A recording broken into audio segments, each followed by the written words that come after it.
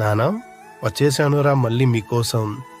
శోభమ్మ నన్ను రామని పిలిచింది. బాగున్నారా అందరూ? మీ అందరి ముఖాలలో ఆనందం చూడటానికే మళ్ళీ వచ్చేసానురా.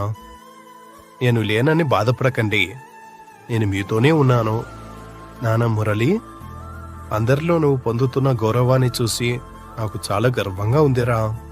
నీ వెంటే ఉండి చూసే అదృష్టం నాకు లేదురా నానా.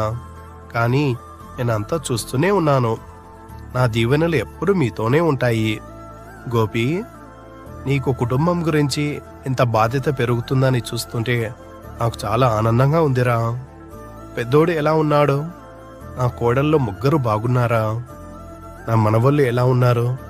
బాగా చదువుకుంటున్నారా? మీ అందరినీ చూడాలని కోరికతోనే మళ్ళీ వచ్చేసానురా. అమ్మ శోభ, నువ్వు మా ఇంట్లో పుట్టకపోయినా మా సొంతం అయిపోయావు.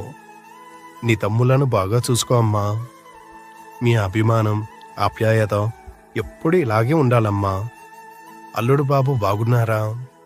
రాజు, ఎలా ఉన్నావు? నీ ఆరోగ్యం బాగుందా? ఆరోగ్యం జాగ్రత్తగా చూసుకో. వసంత, హేమ పిల్లలందరూ బాగున్నారా?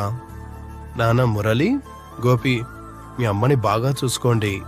నాకు మీ అందరితో కలిసి ఆనందంగా ఉండాలని ఉందిరా. కానీ తప్పదు, వెళ్ళిపోతున్నా నాన్నా.